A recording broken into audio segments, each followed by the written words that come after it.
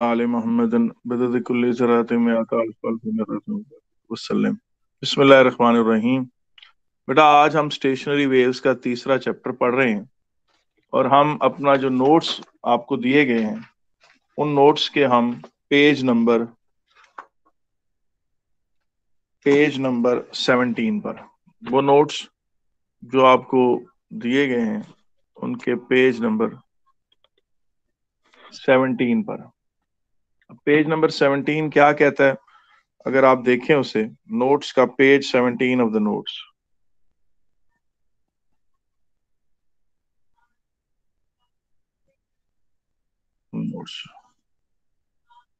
बेटा page 17 of the notes. आप सबको आवाज आ रही है बेटा कि नहीं?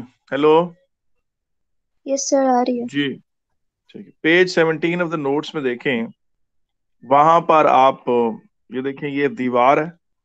इस दीवार में आपने एक जो है क्या कहते हैं, रॉड को क्लैंप किया हुआ है। ये दीवार, और दीवार के ऊपर ये एक रॉड है, यूं रॉड है, ठीक है कि नहीं? इस तरह से क्लैंप किया हुआ है इसको। ये रॉड इस तरह से भी हो सकता है और यूं भी हो सकता है कि आप इसको, ये टेबल ले लें, टेबल के साथ आप यहाँ पर एक वुडन ब्लॉक रखें और ये कोई स्टील रूलर रख लें, और इस स्टील रूलर के ऊपर ये वुडन ब्लॉक दोबारा रखें और इसको यूं जी क्लैंप कर दें। तो ये स्टील रूलर भी उसी तरह वाइब्रेट कर सकता है जिस तरह ये रॉड वाइब्रेट करे। और जमीन से खड़ी हुई जो सीधी बिल्डिंग्स हैं, वो उनका मोड ऑफ वाइब्रेशन भी यही हो सकता है। अच्छा, फर्ज करें आपके पास कोई हथौड़ा है, आप उस हथौड़े को यहां से इसे मारते हैं। फर्ज करें ये हैमर हेड है और ये से आकर रॉड को लगता है, तो बेटा ये रॉड वाइब्रेट करेगा।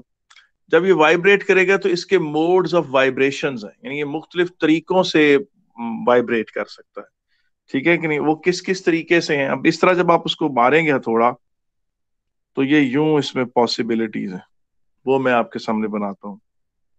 अब नोट करें कि ये फिक्स्ड फ्रॉम वन एंड, यानी एक एंड से ये फिक्स्ड है। This rod is fixed from one and and is free from other and. ये पॉइंट नोट करने वाला है। This rod is fixed from one and and free from other. Rod is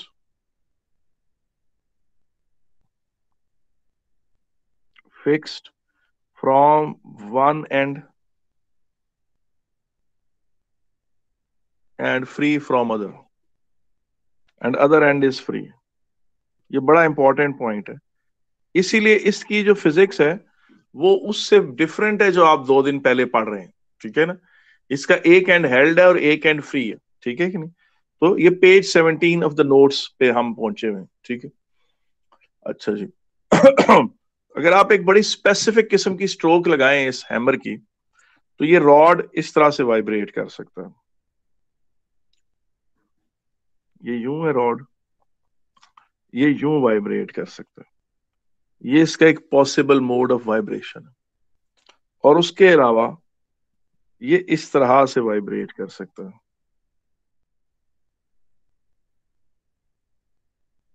ये इसका मोड ऑफ वाइब्रेशन, ठीक है कि नहीं? और एक मोड ऑफ वाइब्रेशन इसका ये है,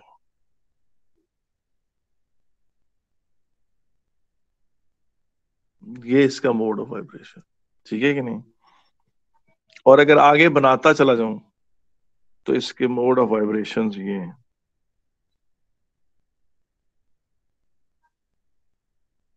ये, ठीक है। ये इसके जो हैं, ये इसके डिफरेंट पॉसिबल इसमें वाइब्रेशंस प्रोड्यूस हो सकती हैं इस तरह की। अच्छा, आप कहें सर ये जो आपने पहली तो बनाई है ये तो हमें समझ आती है कि इस तरह से वाइब्रेशंस हो रही हैं, लेकिन ये जो आपने बनाई है ये बड़ी अजीब सी है, जिसपे मैं डबल टिक लगा रहा हूँ। हमने तो कभी किसी चीज को इस तरह वाइब्रेट होते नहीं देखा। एक्चुअली चीजें इस तरह वाइब्रेट हो रही होती, आपको नजर नहीं आ रही होती। आपको पता है इस प्लेनेट अर्थ पे इस वक्त बहुत सारे जलजले आ रहे हैं, आपको तो छोटे मोटे जलजले हर वक्त आ रहे होते हैं। उसका मतलब है बिल्डिंग्स को जर्क्स लग रहे हैं, तो चीजें वाइब्रेट कर रही होती हैं। मिसाल के तौर पर फर्ज करें, ये मैं आपके सामने एक, मैं राइट साइड पे देखें, एक लाइन मैंने खींची है, ये अभी आपके सामने आई नहीं, एक मिनट।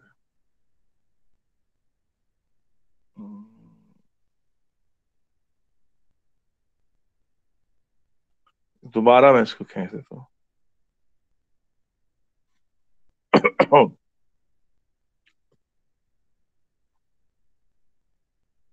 स्क्रीन थोड़ी सी रुक गई है। बहरहाल ये अभी देखें, ये आपके सामने जो है, ये आपको नजर आ रहा है बेटा? मैंने राइट साइड पे लाइन बनाई है। हेलो? No sir. नहीं सर। ये स्क्रीन थोड़ी, हाँ अभी ये देखें आई, काफी देर बाद आई, काफी देर की बनी हुई। अच्छा, फर्ज करें कि मिसाल के तौर पे कोई मसलन बिल्डिंग है, कोई बड़ी सी ऐसे करके बिल्डिंग है। ये देखें, इसको मिटाया है, नेट गालिबन खासा स्लो हुआ है।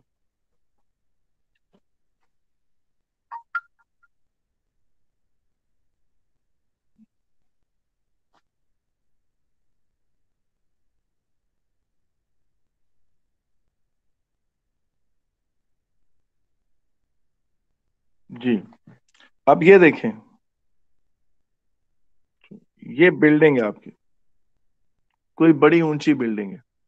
तो बेटा इसमें जल्जलों की वजह से, प्लेनेट अर्थ पे जो आ रहे हैं जल्जले या झटके, उनकी वजह से इसमें इस तरह की वाइब्रेशन हो रही होती है, इस तरह की। यानी वो बिल्डिंग के अंदर इस तरह की वाइब्रेशन है, लेकिन वो आपको नजर नहीं आ रही। इसलिए नजर नहीं आ रही कि उसका जो ये साइड वाइज मूवमेंट है वो बहुत ही माइन्यूट है, यानी इस तरह से। ये मैं जरा एग्जेजरेट करके लेफ्ट राइट पे दिखा रहा हूँ, यानी उसमें इस तरह की मूवमेंट होती है। इस तरह बहुत सारे रॉड्स हैं जो मतलब हेल्ड है, तो उसमें इस तरह की वाइब्रेशंस हो रही होती हैं, आपको नजर नहीं आ रही होती। ये जो मैंने डिस्टेंस है ना, ये वाला, ये जो मैंने लेफ्ट साइड पे देखे आप, ये मैंने बड़ा करके दिखाया है, वरना माइन्यूट लेवल पर इस तरह की वाइब्रेशंस हो रही होती हैं। इस तरह की वाइब्रेशंस, चीजें इसी तरह से वाइब्रेट करती हैं। ये उनके मोड्स ऑफ वाइब्रेशंस है, इसी तरह से ये वो वाइब्रेट करती हैं। ठीक है, अब आए आगे चलते हैं। जिस तरह मैंने कल कहा था कि फ्रीक्वेंसीज क्वांटाइज्ड हैं, तो जब एक rod held from fix from one and और फ्री फ्रॉम अदर हो, उसमें एफ, 3F, 5F और 7F और 9F की फ्रीक्वेंसीज जनरेट हो सकती हैं। मिसाल के तौर पर ये देखें, ये पहला है, ठीक है कि नहीं है? और इसमें ये अगर आप इसको यूं लेकर जाएं ऐसे करके,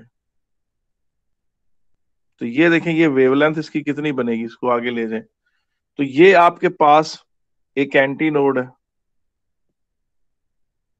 और ये आपके पास क्या है, एक नोड है। तो अब आप मुझे बताएं कि ये डिस्टेंस किसके बराबर हो गई, ये वाला जी। हम्म, सर लैम्डा बता बाय सकते हैं? जी, आपको पता है नोड और एंटी नोड के तरफ, तो length of the rod is equal to lambda by 4 and lambda is equal to 4L। इसका मतलब है कि इस वेवलेंथ की आपके पास वेव प्रोड्यूस हो गई है। जब रॉड इस तरह वाइब्रेट कर रहा हो स्ट्रेट फॉरवर्ड मैनर्स में, यानी इस तरह वाइब्रेट कर रहा हो कि यूं है, इस शक्ल में वाइब्रेट कर रहा है,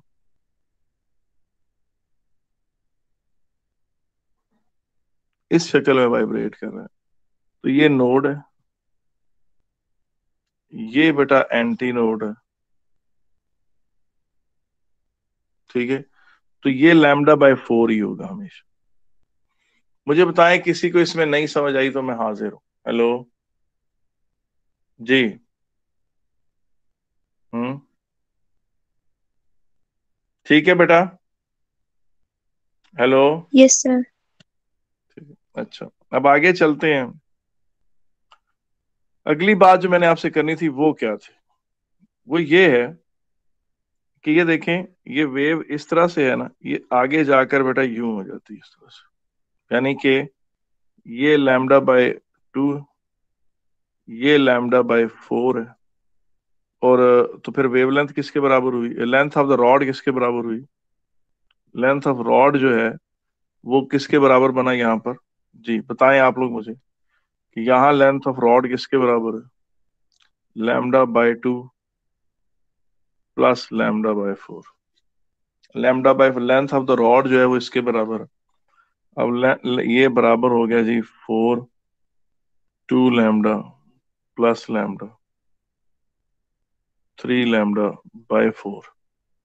and when L is equal to 3 lambda by 4, तो lambda is equal to 4L/3। तो इसका मतलब है इसमें वेवलेंथ जो है वो 4L/3 के बराबर है। कोई इशू तो नहीं है बेटा? हेलो? No, sir. ठीक है। No sir. इसमें बेटा आप खुद देख लीजिएगा कि इसमें लैम्डा 4L/5 के बराबर होगा, इसमें लैम्डा जो है वो 4L/7 के बराबर होगा। ये सब आपके उसमें पॉइंट नंबर 3 में नोट्स में लिखी हुई हैं, इनकी सारी मोड्स ऑफ वाइब्रेशन साथ बनाकर दी गई हैं, और ये वेवलेंथ्स भी लिखी हुई हैं।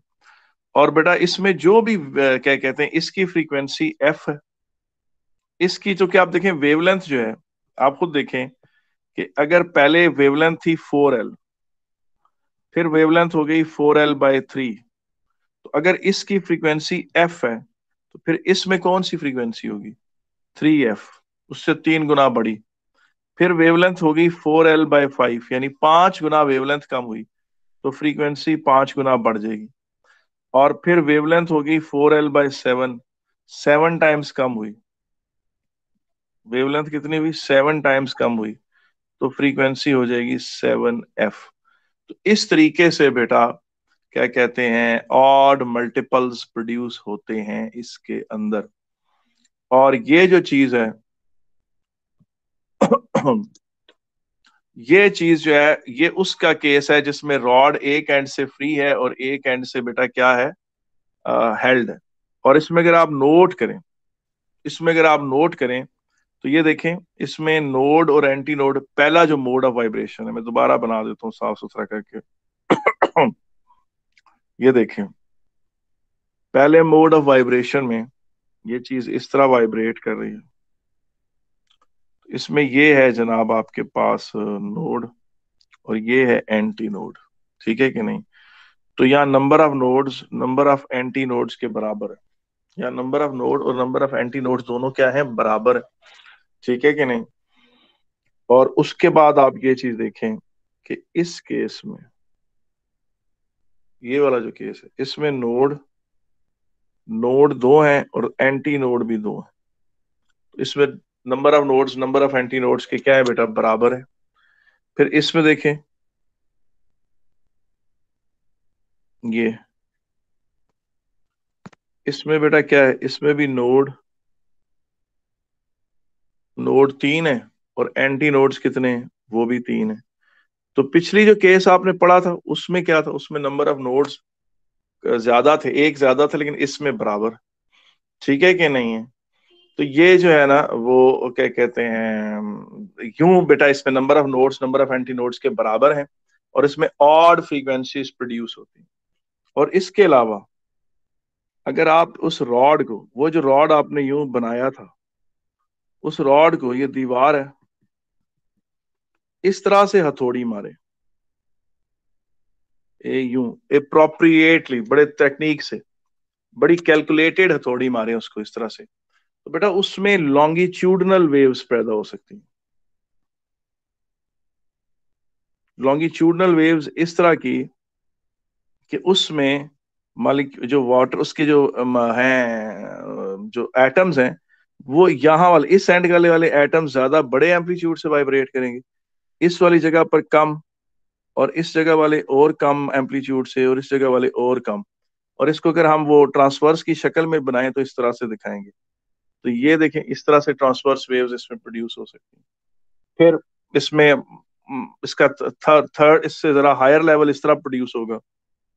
ये देखें, अगर आप उसको एक खास स्टाइल से मारे हैं थोड़े को, उसके अंदर जो एटम्स हैं रॉड के अंदर, वो इस तरीके से वाइब्रेट कर सकते हैं कि ये वाला एटम ज्यादा वाइब्रेट, ये मैं एग्जैजरेट करके दिखा रहा हूँ।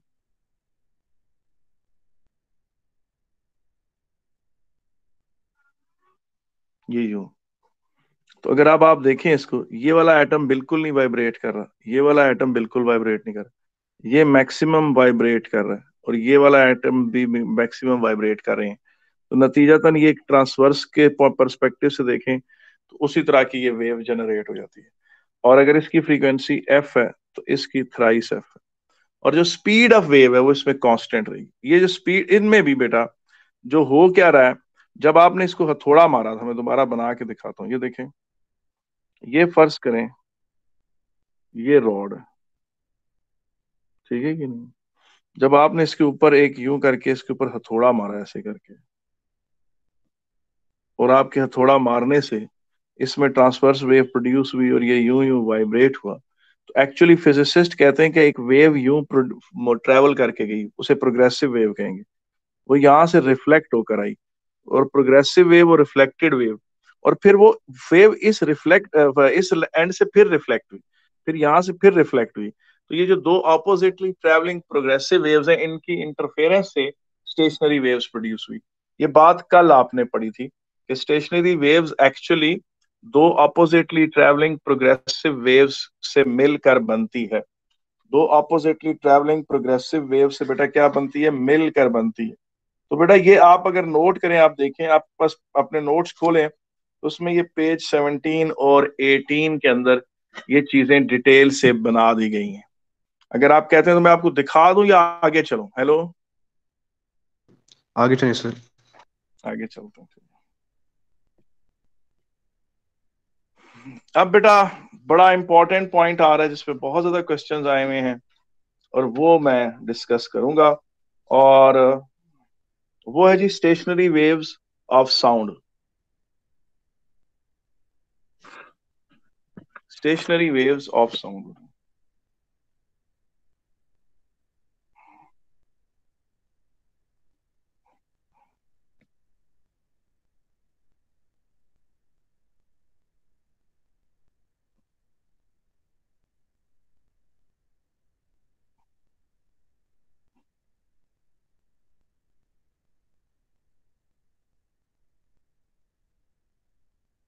ये आपने देखे वो जो म्यूजिकल बैंड में बजाते हैं, क्या कहते हैं, वो क्या कहते हैं, बड़े बड़े ट्रम्पेट्स बजाते हैं, उनमें स्टेशनरी वेव्स ऑफ साउंड का बहुत ज्यादा इस्तेमाल होता है।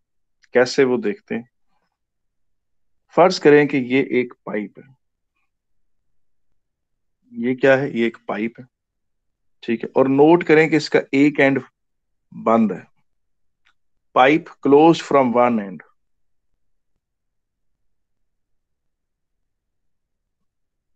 फ्रॉम वन एंड, ठीक है, ये बात नोट करें। और ये पाइप इस तरफ से ओपन है, ठीक है कि नहीं। और ये बात भी नोट करें कि इसकी लेंथ कांस्टेंट है, इसकी बात नोट करें कि इसकी लेंथ कांस्टेंट है। और यहां आपने एक लाउड स्पीकर रख दिया, ठीक है, वो लाउड स्पीकर बेटा सिग्नल जनरेटर से कनेक्टेड है। सिग्नल जनरेटर से जब लाउड कनेक्टेड हो जाता है, इसका मतलब है you can produce sound of any frequency. अच्छा बेटा, ये साउंड वो वाली साउंड नहीं जिस तरह हम बातें कर रहे हैं। जो हमारी इंसान जो बातें करता है ना, उसको अगर आप ग्राफिकली रिप्रेजेंट करें ना, तो वो पूछे वो कैसी होती है, वो बड़ी अजीब, वो इस तरह की आवाज होती है। हमारी जो बातें हैं वो बड़ा कॉम्प्लेक्स सा सिग्नल है, ठीक है। तो हम अपनी बातों की आवाज की बात नहीं कर रहे। जो एक सादी आवाज नहीं होती, बिल्कुल सादी आवाज, बिल्कुल सादी आवाज होती है बेटा इस तरह की,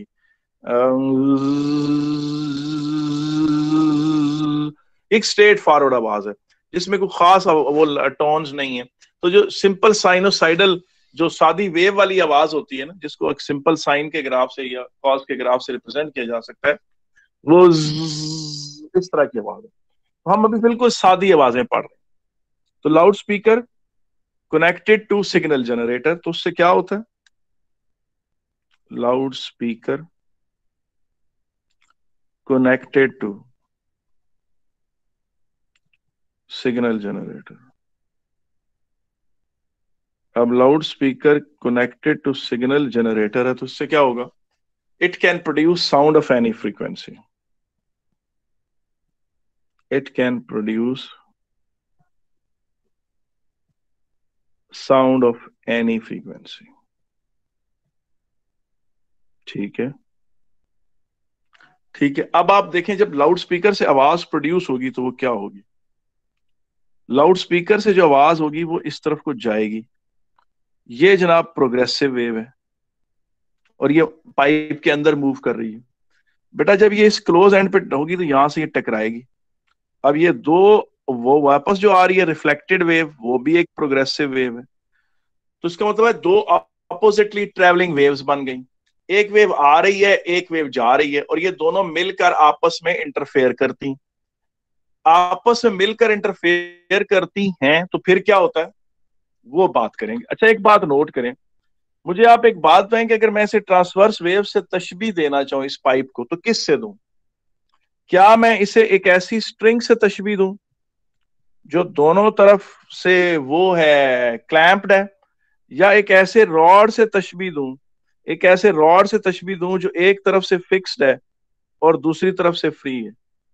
आप बताएं कि सर अगर मैं इस पाइप को जिसमें साउंड वेव ट्रेवल कर रही है, अगर मैं इसे किसी ट्रांसवर्स वेव से रिलेट करना चाहूं, तो मैं इसे किससे इसकी वो दे सकता हूं, तशबीह दे सकता हूं इस पाइप की? क्या इस स्ट्रिंग से जो दोनों तरफ से क्लैंप्ड है, यानी यहां से भी और यहां से भी, या एक ऐसे रॉड से जो एक एंड से फ्री है और दूसरे एंड से फिक्स्ड है? जी आप मुझे बताएं। सर एक एंड फ्री होगा और एक एंड फिक्स्ड होगा। जी बिल्कुल। तो इसका मतलब है कि मैं साउंड वेव्स की, जो ये साउंड वेव्स हैं जो एक ऐसे पाइप में प्रोड्यूस हो रही हैं जो एक एंड से फिक्स्ड है, एक एंड क्लोज है और एक एंड उसका ओपन है, अगर मैंने इसको रिलेट भी करना है तो मुझे चाहिए कि मैं इसे उससे रिलेट करूं, उस पाइप से, उस रॉड से जो क्लैम्प्ड फ्रॉम वन एंड था और free from the other and था। मगर इस रॉड के बारे में तो मैंने पढ़ा था कि इसमें frequency F, 3F, 5F, 7F या 9F की फ्रीक्वेंसियां प्रोड्यूस हो सकती हैं, यानी इसमें सिर्फ ऑड मल्टीपल्स प्रोड्यूस हो सकते हैं। तो मुझे पता चल गया कि जो साउंड वेव की स्टेशनरी वेव्स हैं इस पाइप में जो क्लोज फ्रॉम वन एंड है, इसमें भी F, 3F, 5F, 7F और 9F और आगे ऑड मल्टीपल्स चलते जाएं, इतनी इस फ्रीक्वेंसी की स्टेशनरी वेव्स प्रोड्यूस हो सकती हैं। अच्छा, मैंने इस रॉड के बारे में पढ़ा था कि या तो इसमें वेवलेंथ 4L होगी, या फिर 4L/3 होगी, या फिर 4L/5 होगी, या फिर 4L/7 होगी, या फिर 4L/9 होगी। सिर्फ ये वाली प्रोड्यूस हो सकती है इसके अंदर, और इसमें प्रोड्यूस ही नहीं हो सकती। बिल्कुल ऐसे ही इस रॉड के साथ भी, इस पाइप के साथ भी यही होगा। इसमें फ्रीक्वेंसी 4L, 4L/3, 4L/5, कुछ इस तरह के मामले होंगे।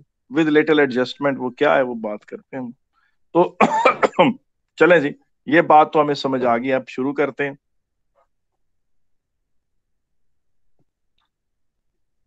अच्छा, आपको देखें वो जो स्ट्रिंग थी उसमें तो स्टेशनरी वेव बनती थी तो आपको नजर आती थी। इसमें आपको स्टेशनरी वेव जब बन जाएगी तो आपको नजर किधर आएगी? साउंड वेव तो ट्रेवल करते हुए आपको नजर ही नहीं आती। तो इसमें बेटा स्टेशनरी वेव बनने की निशानी ये है कि आपको एकदम बड़ी ऊंची आवाज आएगी, यानी आपको नॉर्मल आवाज आ रही होगी, फिर एकदम बहुत सही ह्यूज आवाज आएगी, आपको सही पता चल जाएगा जी स्टेशनरी वेव सेटअप होगी। जिस तरह वो कॉयर में बजाते नहीं है ट्रम्पेट्स, उसमें फिर आवाजें आती हैं, तो वो वाली आवाज, एक बड़ी लाउड सी आवाज आएगी आपको। तो ये जनाब आपको इसमें होगी। दूसरी बात ये है कि जो साउंड वेव्स होती हैं बेटा, साउंड वेव्स जो होती हैं वो आप उनको रोक कर नहीं रख सकते कि जी बस इसी पाइप के अंदर है, ठीक है ना? आप स्टेशनरी वेव्स पे, साउंड वेव्स क्योंकि लॉन्गिट्यूडनल होती हैं, तो वो बेटा पाइप से थोड़ी सी बाहर भी निकली होती है। ये सी है, C stands for end correction. End correction का मतलब है कि स्टेशनरी वेव्स जो बनती हैं तो वो पाइप में भी होती हैं और थोड़ी सी पाइप से बाहर भी होती हैं हमेशा। आए जनाब देखते हैं कि कैसे।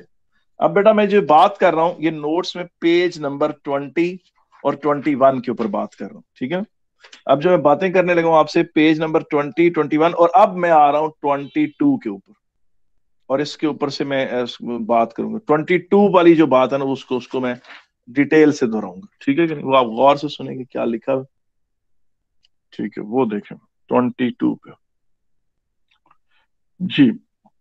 जब आप इसमें से फर्ज करें आप इसकी फ्रीक्वेंसी को ना 0 से बढ़ाना शुरू करते हैं, 0 फ्रीक्वेंसी रखी और फिर आस्ता आस्ता फ्रीक्वेंसी इंक्रीज की, 1 हर्ट्ज, 2 हर्ट्ज, 3 हर्ट्ज, इस तरह फ्रीक्वेंसी आप स्टेप बाय बढ़ाते चले जा रहे थे। पूछें क्या हो? एक खास फ्रीक्वेंसी, हर फ्रीक्वेंसी पर नहीं, एक खास फ्रीक्वेंसी पर आपको एक ऊंची सी आवाज आएगी, एक खास फ्रीक्वेंसी पे पहुंचकर आपको ऊंची सी आवाज आएगी।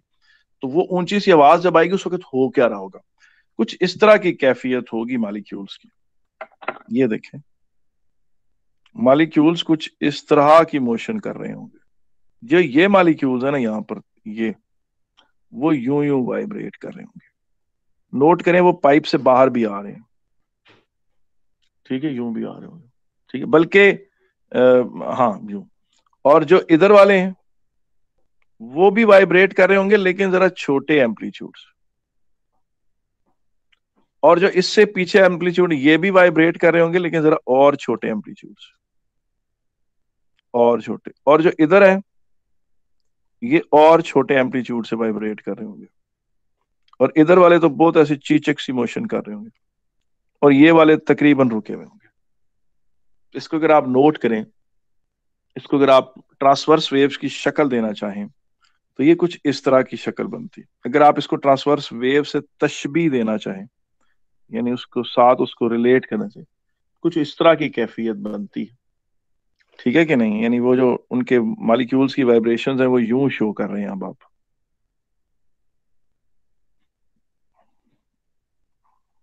जी, ये जगह कहलाती है बेटा डिस्प्लेसमेंट नोड। डिस्प्लेसमेंट नोड से मुराद क्या है कि पार्टिकल्स बिल्कुल भी नहीं मूव कर रहे। और बेटा ये जगह कहलाती है displacement anti node.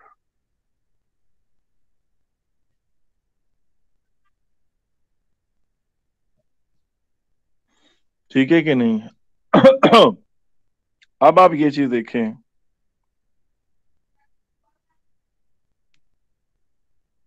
L plus length plus and correction जो है वो वेवलेंथ ओवर 4 के बराबर है। किसके बराबर है? Wavelength over 4, 1/4 of the wavelength. जी, मुझे बताएं इसमें कोई मसला तो नहीं है बेटा? हेलो, सी कहते हैं एंड करेक्शन। जी, तो अब जो हाँ वेवलेंथ सर। है, वेवलेंथ बराबर किसके है? 4 times length plus and correction, ठीक है कि नहीं। और फ्रीक्वेंसी, अच्छा इसमें फ्रीक्वेंसी किसके बराबर है? वेलोसिटी ओवर वेवलेंथ, तो velocity over 4 times L plus C, ठीक है। अब यहां पर बेटा जो सी है ना, वो क्या है? एंड करेक्शन, ये लेंथ है। एक बात याद रखें, इसको आपने ना वो कंफ्यूज नहीं करना। आपको पता है आपके सिलेबस में सी जो है वो स्पीड ऑफ लाइट के लिए भी इस्तेमाल हो रहा है। आपको पता है ना, वेव्स के टॉपिक में ही सी जो है वो स्पीड ऑफ लाइट के लिए भी इस्तेमाल हो रहा है। तो इस जगह पर सी जो है वो एंड करेक्शन के लिए इस्तेमाल हो रहा है। जब एंड करेक्शन के लिए इस्तेमाल हो रहा है तो इसका मतलब है ये लेंथ ऑफ द पाइप के साथ लेंथ के यूनिट्स है। एंड करेक्शन में इसके यूनिट्स क्या होंगे? लेंथ के यूनिट्स होंगे। तो ये कंफ्यूज नहीं होना आपने, ठीक है ना। आपके सिलेबस में देखिए मुख्तलिफ चीजें, एक ही सिंबल मुख्तलिफ चीजों के लिए इस्तेमाल हो रहा था। आपको पता है कैपिटल ई का सिंबल आपके सिलेबस में यंग्स मॉडुलस के लिए भी इस्तेमाल हुआ है। कैपिटल ई का सिंबल आपके सिलेबस में बेटा उसके लिए भी इस्तेमाल हुआ है, ईएमएफ के लिए भी। कैपिटल ई आपके सिलेबस में बेटा वो इस्तेमाल हुआ है इलेक्ट्रिक फील्ड इंटेंसिटी के लिए। तो मतलब मुख्तलिफ उसके वो हैं, तो वो आपने उसे कंफ्यूज नहीं होना। मुख्तलिफ तो इसी तरीके से जो है मुख्तलिफ यानी चीजों के लिए चीजें इस्तेमाल होती रही। अब आगे देखें, इसके बाद इस फ्री ये फंडामेंटल मोड है बेटा। ये इस तरह से जब पाइप में साउंड वेव प्रोड्यूस हो, आपको एक ऊंची सी आवाज आएगी, रेजोनेंस हो रही होगी। मैंने आपको बताया था स्टेशनरी वेव्स में रेजोनेंस का भी कॉन्सेप्ट है कि एयर कॉलम अब रेजोनेट कर रहा है और इस तरीके से वाइब्रेट कर रहा है। ये फंडामेंटल आवाज है जो ऊंची सी आपको आएगी। अगर आपको इसके बाद इससे हायर टोन सुननी है, इसकी अगली नेक्स्ट हार्मोनिक को आवाज सुननी है, लाउड स्पीकर की फ्रीक्वेंसी को आप उसके थ्राइस कर दें। यानी अगर अब आप फर्ज करें ये frequency, let us suppose for a while कि ये आपको आवाज आई थी लेट से 100 हर्ट्ज पे। अब आपको ऊंची आवाज 300 हर्ट्ज तक कोई नहीं सुनाई देगी। आपको लाउड स्पीकर का फ्रीक्वेंसी नॉब 300 हर्ट्ज पे सेट करना पड़ेगा। तो जब आप उसकी फ्रीक्वेंसी नॉब को 300 हर्ट्ज पे सेट कर लेंगे तो फिर पूछें क्या होगा? फिर ये होगा कि ये लाउड स्पीकर, ये सिग्नल जनरेटर से कनेक्टेड है,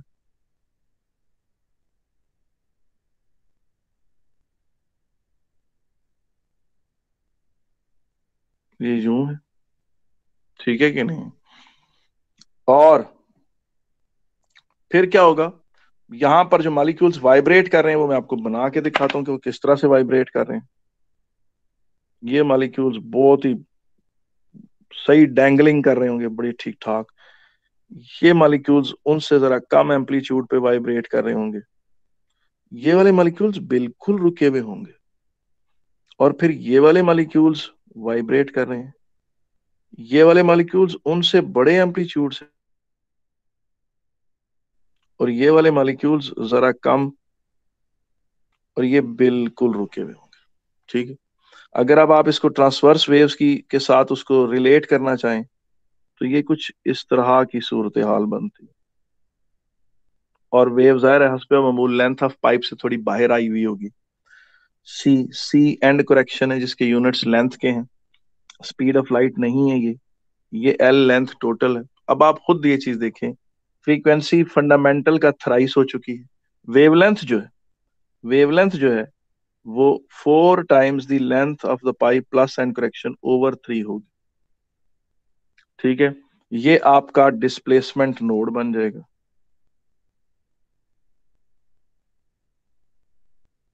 सर ये भी इसके अंदर आपका हमें सी की डिस्प्लेसमेंट। वैल्यू गिवन होगी या हम लोगों ने कैलकुलेट करनी होगी? बेटा कभी दी होती है, कभी आप एक दो दफा कैलकुलेट करनी आई। ठीक है कि नहीं? ठीक है। Okay sir. एक दो दफा कैलकुलेट करनी आई। ठीक है, कोई मसला तो नहीं बेटा यहां तक? हेलो? No sir. ठीक है, ठीक है। अच्छा, अब आप देखें इसके बाद इसका नेक्स्ट मोड ऑफ वाइब्रेशन है, वो भी दिया हुआ है, हमने बनाया हुआ है। ठीक है, तो यूं जनाब इसमें फ्रीक्वेंसी सेटअप हो सकती हैं। बेटा कोई मसला तो नहीं है इसमें? हेलो? हेलो? No sir. ठीक है, सबको समझ आ गई? आगे चलते हैं। तो अब जनाब हम, अच्छा इसमें अगर आप एक चीज नोट करें, अगर आप यहां पर ना, ये कॉमन प्रैक्टिस है, बड़ी कॉमन प्रैक्टिस है कि जब ये एक्सपेरिमेंट शुरू किया जाता है, जब ये एक्सपेरिमेंट शुरू किया जाता है तो यहाँ नीचे उन्होंने पाउडर बिखेरा होता है, पाउडर डाला होता है। वो पाउडर सारे का सारा यूं इकट्ठा हो जाता है ऐसे। वो पाउडर कहाँ इकट्ठा हो जाता है? डिस्प्लेसमेंट एंटी नोड्स पर, सॉरी डिस्प्लेसमेंट नोड्स पर। तो जो दो जगह, दो जो हीप्स होती हैं, इसको हीप कहते हैं, पाउडर की हीप। इन हीप्स पे दो कंसेक्टिव हीप्स के दरमियान जो डिस्टेंस है वो है λ/2। ये है जी λ/2।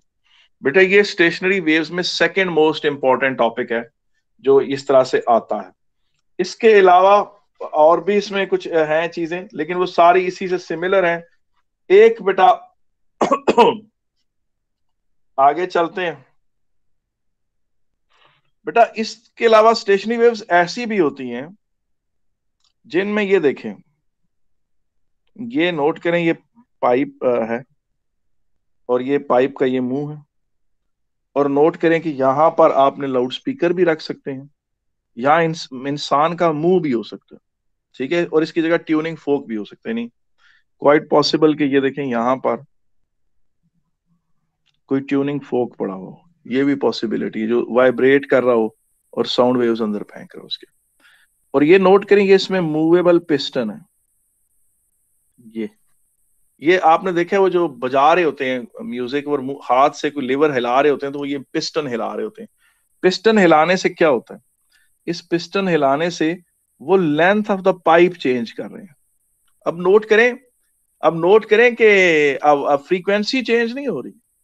नोट करें कि फ्रीक्वेंसी ऑफ साउंड चेंज नहीं हो रही, बल्कि length of the pipe change हो रही। तो वो क्या होगा वो भी देख लेते हैं। और इसी से मिलता जुलता एक एक्सपेरिमेंट ये है कि ये पाइप है, इस तरह से नीचे ले हैं, इसको रेजोनेटिंग ट्यूब भी कहते हैं। ये नीचे से इसके वो है, आप खोल कर इसमें, यहां पर इसमें पानी है, ये पानी भरा। तो आप इसमें जब नीचे से आप इसकी टैप खोल देते हैं तो पानी नीचे बहना शुरू हो जाता है। इसको, ये है लेंथ ऑफ एयर कॉलम। आप इस तरह से लाउड स्पीकर यहां रख लें तो क्या होगा? अब इसमें क्या होगा, इसमें आवाज नीचे जाएगी, यहाँ से रिफ्लेक्ट होकर वापस आएगी और स्टेशनरी वेव्स प्रोड्यूस करेगी पर्टिकुलर उसमें। नोट करें कि इसमें फ्रीक्वेंसी कांस्टेंट है और length of air column change हो रहा है। कैसे? इस पानी को नीचे ले जाने से। नीचे से टूटी खोल दें तो पानी नीचे गिरना शुरू हो जाएगा। पानी नीचे गिरेगा, length of air column change होगी, और जब length of air column change होगी तो बेटा उससे क्या होगा, उससे वो क्या कहते हैं, एयर कॉलम की जब लेंथ चेंज होगी तो बेटा उससे फिर क्या उसे कहते हैं, अब आवाज की ऊंच नीच में फर्क पड़ेगा। अच्छा, कैसे वो देख लो। सबसे पहली तो ये बात है कि जब आप, ये पाइप है, ठीक है, ये पाइप का गोल मुंह, ये यहाँ आपने लाउड स्पीकर रखा हुआ है या कोई भी साउंडिंग सोर्स रखा है, फ्रीक्वेंसी उसकी कांस्टेंट, आप फ्रीक्वेंसी बिल्कुल नहीं बदल रहे। ये आप एक समझें कि एक पिस्टन है जिसको आप ऐसे, ये हैंडल है, इसके थ्रू पीछे से पुश खींच रहे हैं, वो ये हैंडल है, इस हैंडल से पीछे पिस्टन को पीछे खींच रहे हैं। पीछे खींचते खींचते एक पर्टिकुलर लेंथ पे, एक पर्टिकुलर पोजीशन पे, यूं जब इस तरह की स्टेशनरी वेव सेटअप हो जाएंगे यूं, तो आपको ऊंची आवाज आएगी, एकदम ऊंची सी आवाज आएगी। रेजोनेटिंग कॉलम जो है वो आप कहेंगे एयर कॉलम रेजोनेट कर रहा है। स्टेशनरी वेव सेटअप हो गई हैं, फंडामेंटल मोड सेटअप हो गया। अब इसमें लेंथ प्लस सी किसके बराबर है? लैम्डा बाय 4 के बराबर। और जो फ्रीक्वेंसी है उसको आप एफ कह लें। अब आप इस पिस्टन को और पीछे लेके जाएं, इस पिस्टन को क्या करें, और पीछे लेके जाएं, तो पूछें क्या होगा?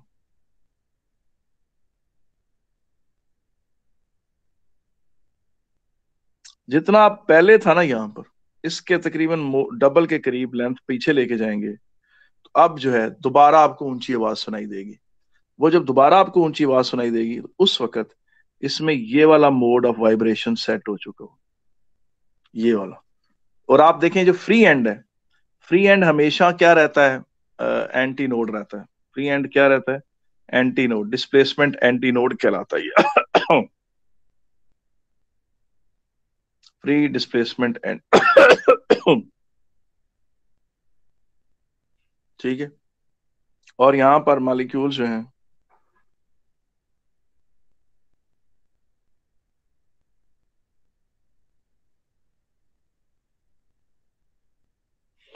ठीक है कि नहीं, ये चीज है, ये नेक्स्ट मोड ऑफ वाइब्रेशन है। फिर और पीछे खींचें तो फिर और है। तो बेटा ये चीजें थी। इस तरीके से आप ये चीज देखें कि ये आपके सामने मैंने जिक्र कर दिया कि इस तरह स्टेशनरी वेव्स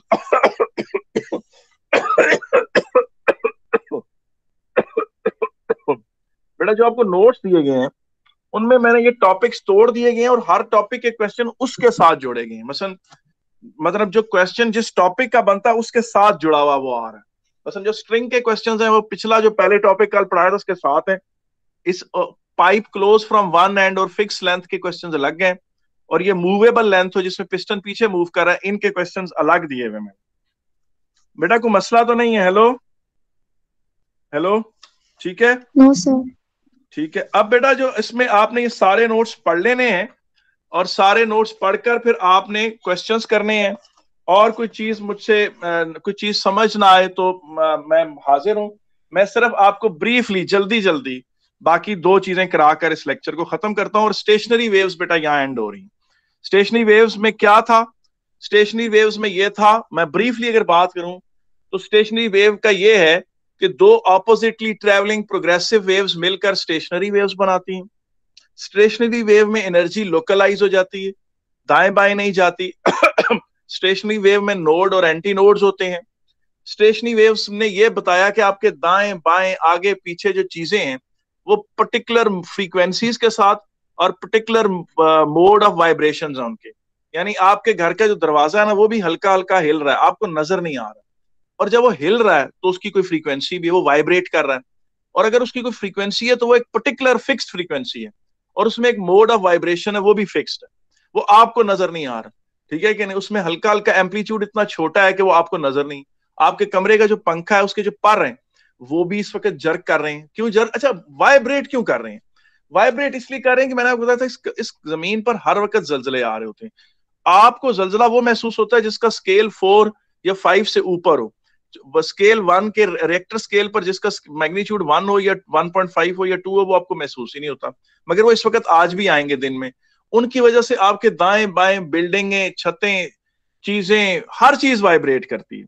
और जब हर चीज वाइब्रेट करती है तो उसके वाइब्रेट करने का एक तरीका है, वो एवं ही नहीं वाइब्रेट करती, वो एक पर्टिकुलर मोड ऑफ वाइब्रेशन है। तो आपने अपने सामने स्ट्रिंग के और इन चीजों के मोड्स ऑफ वाइब्रेशंस देखें, ठीक है कि नहीं। इवन एक जो रेक्टेंगुलर प्लेट होती है ना, वो भी एक खास तरीके से वाइब्रेट करती है।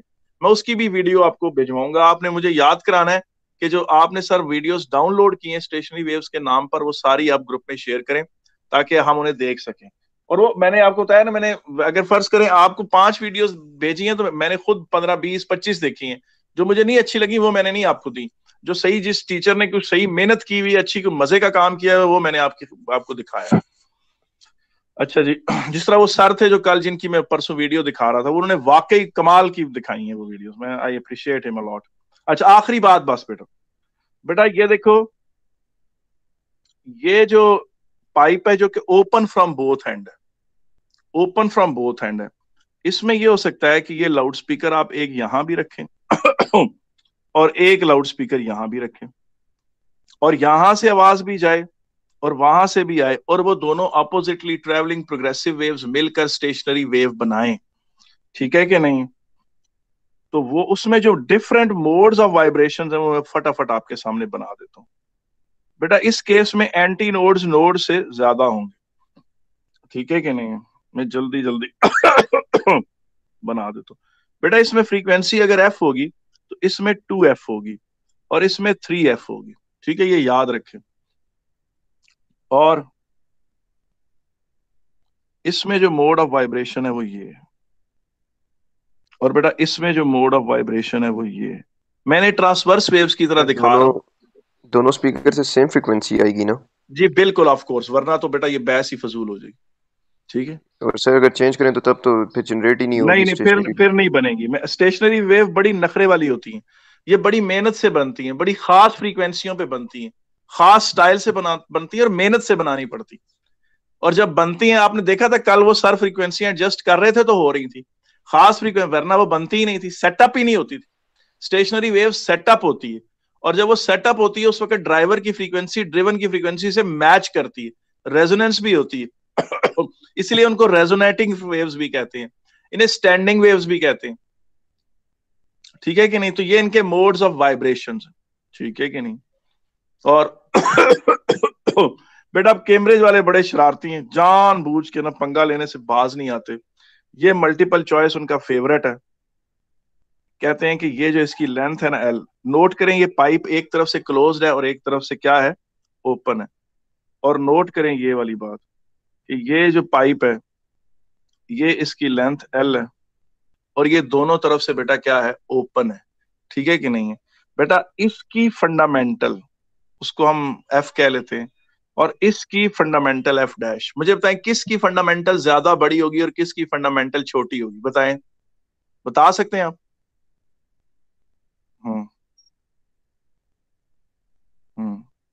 Can you tell me? चले अच्छा ये बता दें कि किस में वेवलेंथ बड़ी है, चले यही बता दें किस में आपको वेवलेंथ बड़ी नजर आ रही है। हेलो, ये जो पहला लेफ्ट वाला है इसमें इसका एक क्वार्टर, वेवलेंथ का एक क्वार्टर यहां डाल इसमें फिट आ रहा है ये, जबकि वो जो दूसरे वाला है वो जो राइट साइड पर है उसमें वेवलेंथ का ये वाला हिस्सा उठाकर यहां फिट किया गया। आप मुझे बताएं किसकी वेवलेंथ छोटी है जी। हेलो, राइट साइड वाले की वेवलेंथ छोटी है, राइट साइड वाले की वेवलेंथ छोटी है। अब राइट साइड वाले की वेवलेंथ छोटी है तो राइट साइड वाले की फ्रीक्वेंसी लेफ्ट वाले साइड के फ्रीक्वेंसी से बड़ी होगी, और वो पाइप जिसके दोनों एंड्स ओपन है उसकी फंडामेंटल फ्रीक्वेंसी से जो एक तरफ से क्लोज है और एक तरफ से ओपन है, ये रेशियो 2 होगी। और कैम्ब्रिज वालों ने इस पॉइंट को हमेशा अक्सर रगड़ा लगाया कि वो कहते हैं जो पाइप दोनों तरफ से खुला हुआ है उसकी फंडामेंटल की फ्रीक्वेंसी और वो पाइप जो एक तरफ से बंद है और एक तरफ से खुला है और दोनों की लेंथ सेम है, इनमें से किसकी फ्रीक्वेंसी की किसकी रेशियो क्या होती है, ये जरूर पूछती। ये मैंने 2-3 दफा 4 दफा ये क्वेश्चन देखा हुआ। और सर आखिरी समझ बात नहीं आया कर जी, वेवलेंथ, सर समझ नहीं आया कि वेवलेंथ कैसे छोटी है। आप खुद मुझे बताएं ना, मेरी बात सुने। देखें यार, एक एंटी नोड है, ये नोड है, ये एंटी नोड है, मुझे बताएं ये डिस्टेंस λ/2 नहीं है? हेलो यार, हमने पढ़ा नहीं था कि एक नोड और एंटी नोड के दरमियान λ/4 होता है? यस जी सर। सर। तो यार इसमें λ/2 नहीं है, और इसमें देखें, इसमें क्या है, इसमें λ/4 है। यार एक में लेंथ जो है, वेवलेंथ जो है वो आप देखें कि एक में लेंथ जो है वो λ/4 के बराबर है। तो लैम्डा किसके बराबर होगा, 4l के। और इस केस में राइट साइड वाले को देखो, इसमें लेंथ जो है वो λ/2 के बराबर है, तो लैम्डा किसके बराबर है, 2l के। सही है सर। ऐसा ही नहीं? जी सर समझ आ गई। तो आप खुद देखें, एक में वेवलेंथ छोटी है और एक में वेवलेंथ डबल है, तो फिर फ्रीक्वेंसी का भी रेशियो डबल होगा। ओपन वाले की फ्रीक्वेंसी फंडामेंटल, वो क्लोज वाले की फंडामेंटल से डबल होगी। हालांकि कैम्ब्रिज वालों को ये चीजें नहीं पूछनी चाहिए, मगर वो भी ना पास नहीं आते जानबूझ के। ठीक है, अच्छा एक बात सुन अगली बात सुन लें, आखिरी बात है बेटा, स्टेशनरी वेव्स ऑफ माइक्रोवेव्स। आपको पता है बेटा, माइक्रोवेव्स की जो वेवलेंथ होती है, आप जानते हैं कि माइक्रोवेव्स नजर नहीं आती, ठीक है, माइक्रोवेव्स आपको तो नजर नहीं आएंगी, और इनकी वेवलेंथ आपको पता है 10 सेंटीमीटर से लेके 1 मिलीमीटर के बराबर होती है। और स्कूल लैब में जो वेवलेंथ्स यूज होती हैं वो रफली 3 सेंटीमीटर के करीब होती है, ठीक है ना, स्कूल लैब में होती है। अब माइक्रोवेव का आपने दिखाना है तो आपने बताना है ये है जी माइक्रोवेव जनरेटर। आपने कोई इसके साथ शक्ल खूबसूरत सी नहीं बनानी, डब्बा बनाना है और लिख देना है माइक्रोवेव जनरेटर। ये माइक्रोवेव जनरेटर हो गया। यहां सामने आपने लिख देना है मेटल रिफ्लेक्टर, मेटल रिफ्लेक्टर, ठीक है कि नहीं? अच्छा जी, अब वो हुआ क्या, मेटल माइक्रोवेव जनरेटर ने स्टेशनरी माइक्रोवेव्स प्रोड्यूस की। ये माइक्रोवेव्स यूं गई, मेटल रिफ्लेक्टर से लेफ्ट रिफ्लेक्ट होकर आई, तो ये दो ऑपोजिटली ट्रेवलिंग माइक्रोवेव वो हो गई, प्रोग्रेसिव वेव्स हो गई। अब मैंने कहा था स्टेशनरी वेव बड़ी नखरे वाली होती है, इतनी फौरन प्रोड्यूस नहीं हो जाती, बड़ी मेहनत करनी पड़ती है जी। तो कैसी मेहनत करनी पड़ेगी आपको, यहां पर बीच में आप रखें माइक्रोवेव डिटेक्टर। आपको तो माइक्रोवेव्स नजर नहीं आनी, ये माइक्रोवेव डिटेक्टिंग प्रोब है। आपने बनानी कैसे, आपने ऐसे बनाना है उसको यूं, और फिर इसके नीचे इसका बेस बना देना है। यहां पर इसके ऊपर एक डॉट लगाकर आपने लिखना है माइक्रोवेव डिटेक्टिंग प्रोब। वो कैसे डिटेक्ट करती है आपका काम नहीं, और इसको यहां कनेक्ट कर देना है मीटर से। वो मीटर यानी इसके साथ एक तार आ रही, ये एक मीटर में जा रही, और मीटर की नीडल बताती है कि माइक्रोवेव्स कितनी है। अगर यहां पर माइक्रोवेव्स की इंटेंसिटी बहुत ज्यादा हो, अगर यहां पर माइक्रोवेव्स की इंटेंसिटी बहुत ज्यादा हो तो रीडिंग हाई होगी, और अगर यहाँ पर माइक्रोवेव की इंटेंसिटी अगर लो है तो यहाँ रीडिंग लो होगी, ठीक है कि नहीं? तो अब आपको कैसे पता चलेगा स्टेशनरी वेव सेटअप हो गई हैं कि नहीं हो गई हैं? उसका तरीका ये है कि ये माइक्रोवेव जनरेटर है, ये बीच में कहीं डिटेक्टिंग प्रोब पड़ी हुई है। आपको माइक्रोवेव नजर नहीं आएंगी बिल्कुल भी, ये किसी मीटर के साथ कनेक्टेड है। यहाँ मेटल रिफ्लेक्टर है, ये नीचे उसका बेस स्टैंड है। आप उसे कहें मैं काफी देर तक मेटल रिफ्लेक्टर को स्लोली एडजस्ट करता रहूं, यानी मेटल रिफ्लेक्टर की स्क्रीन कभी आगे करूंगा कभी पीछे करूंगा। जब मेटल रिफ्लेक्टर की स्क्रीन एक खास जगह पर रुक जाएगी, जब रीडिंग कांस्टेंट हो जाए, यहां पर जो प्रोब की रीडिंग है, जब प्रोब की रीडिंग क्या हो जाए बेटा, रुक जाए, फिक्स्ड हो जाए, जब प्रोब की रीडिंग फिक्स्ड हो जाए, रुक जाए, जो भी हो, कम हो या ज्यादा हो मगर फिक्स्ड हो, रीडिंग फिक्स हो, रीडिंग इज फिक्स, यानी रीडिंग कम हो ज्यादा हो फिक्स हो जाए, तो आप समझ जाएं कि स्टेशनरी वेव सेटअप हो गई, और कुछ इस तरह का मामला हो रहा है।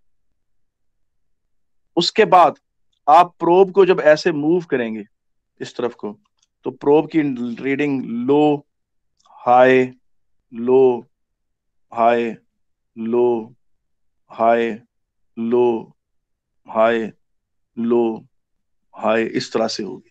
इससे क्लियरली पता चलेगा कि स्टेशनरी वेव सेटअप होगी।